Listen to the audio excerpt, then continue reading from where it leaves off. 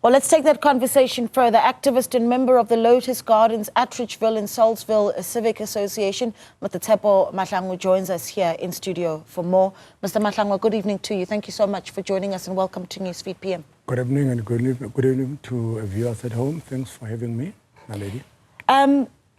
So you represent obviously these various communities, and part of those communities are the community of Hammanskraal. Yes. Earlier this year, Nasiphi Moya, the mayor, is there and she takes a sip of the water, the first sip of this first phase of the project that has been implemented. And you were hopeful as a community? Yeah, we were hopeful for that day because, I mean, she drank one glass. 2 days after, the water went back to its normality. So the question is, do they have a separate pipe maybe where they opened for clean water? Something is not right there. Okay, we need to dig deeper because this is not reality. What they did there, it was just an act. I don't know how, but they managed to act. They deserve an award because how can we drink water today? 2 days is back to normal. And they just claim that water is drinkable. They must come and drink this water. It's not drinkable. No one is drinking water. They are selling water there. People are buying water now, even to date. It's so sad. The water tankers, some of them are selling water to the residents. So it's not going to change now because it's man-made, and we don't want to see a situation where one of the politicians, being it ANC, EFF, Action SA, campaigning for 2026 using this problem, because it's been 2 decades now. We can't let other people die for them to claim easy victory. This is not an easy, this is a human right issue now. It's no longer a gimmick or a politicking electioneering campaign. We are closely monitoring this development because our brothers and sisters there might die again of cholera while they play mind games with the residents of Hammanskraal. I mean, for 20 decades. And now they want to play blame games. No, this is not us.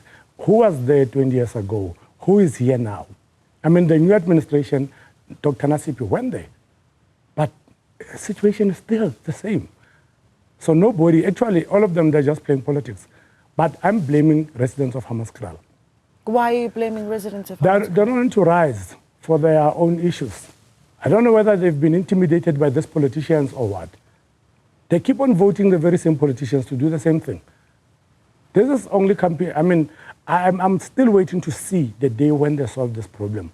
This is man-made. I am doubtful that all these timelines will materialize. You've brought us 2 bottles of water. Yes. Talk to me about exactly where you've gotten this water and what we're looking at. And I'm hoping that our cameras are able to pick up on the color of the water, perhaps something that on camera is a little bit difficult to see. But with the naked eye, I can tell that the glass that has the tap water, a little bit of a brown sort of color to it from the naked eye. Sure. Talk to me about what we're looking at, where exactly you got this water, when, and if you describe the use of this water, if at all. Let me start with this one. This is today's water, 10 February 2025. From Ramotse, from Skampaneng, from Unit D. This is a tap, it's supposed to be tap water that is supposed to be drunk by people, but it's not drinkable, it's not fit for consumption. If you smell this thing, you can just tell that. So you can pick up the scent? Yes. I'm going to try. Can I? Let me try. Let me see what happens if you die or if you get some disease. No, let's see, because this is the thing. Everybody talks about how it was smelt, okay, how it was you can tasted. Smell it. Okay. And this one as well. This they just use for washing because you cannot even try this one. This is what the community would use for laundry? Yes. Okay. They're using it for laundry. They cannot even this. They don't have water. I mean, some are very brown. Look, what I can tell you is that with the first bottle, there is somewhat of a chemical smell there that I'm not a scientist. I'm not able to tell you what it is. But then for the people of Hammanskraal, what's the call now? Because the mayor has communicated that phase 1 of the project is done and that more of these changes are going to keep coming to improve the water for the people of Hammanskraal. The people are very furious, and then I'm blaming them. I mean, this is life and death situation. This is human rights violation. Water is life. This is a basic principle of providing water, people with clean, drinkable water. Not this nonsense that we are seeing here.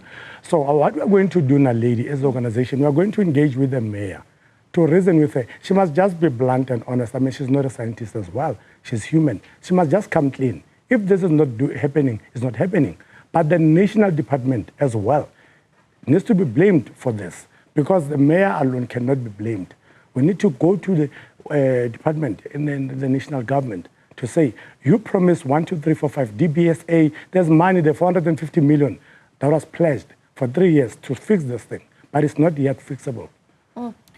How soon after we saw the mayor in the community taking a sip from that glass of water did the community, because just weeks afterwards the community of Hammanskraal was speaking to the media and saying that they're skeptical still, even after the mayor had come and you know, did the action of actually drinking the water. How soon afterwards do you think that the quality, or was it never improved? To be honest, 4 days. Water started to be brownish. Some waters, like there was something like worms on that water, and they're smelling. Brown water that is smelling. 4 days after the mayor left that area. And in some areas, there's no water in taps for about 3 weeks now. And the other problem that we are facing is the meters. They need to install meters before they open those taps. Who is going to pay for that bill if the water, let's assume the water was clean and there are no meters there installed. Who's going to foot that bill for groundwater? The paying clients will be bearing the cost of this water. Now they claim that there's a return of 628 million of water in Hammanskraal. Which water? This thing. 628 for what? That is hogwash. Last time when I was here, I've made a disclaimer that these politicians are busy pulling wool in our eyes, while their partners are busy throwing banana peels on the ground, so that we fell, because we want to believe what they say. But the fact of the matter, lady, residents are very furious. We are calming them down, but I don't know until when, because they're so, I mean, they can't do the laundry, they cannot drink water, they cannot cook. Under normal circumstances, we have to boil water. Some they don't have electricity. How do you do that? So they can't treat Hammanskraal people like subhumans, but yet they expect them to be billed at some point, or somebody foot that bill. This is incorrect. National Department must step in, Pemmy Majodina must come and do the honorable thing. Well, here's your opportunity. Let's say that the Water and Sanitation Minister sees this interview, which we very much hope she will. In fact, we'll reach out to her. Your message to her as the people, as civil society from Hammanskraal, that message to the minister is? The message is clear.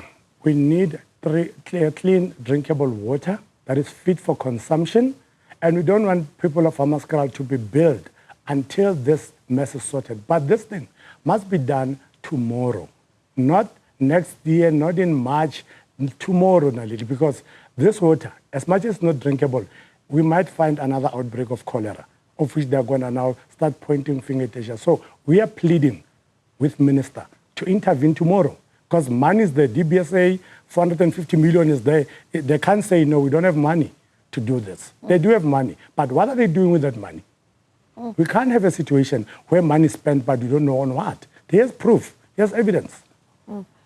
Mr. Mahlangu, it's been a pleasure having you in studio. We, as our team, have sent a request as of this discussion to the Minister's office. And with that, we urge as well, Minister Pemmy Majodina, we're inviting you as well to join us on Newsfeed PM, the late edition, to take this conversation forward. And we'll have some of these stakeholders here as well, so that you're able to hear their views. Mr. Tshepo Mahlangu, an activist on speaking on Hammanskraal's water crisis. An absolute pleasure having you with us.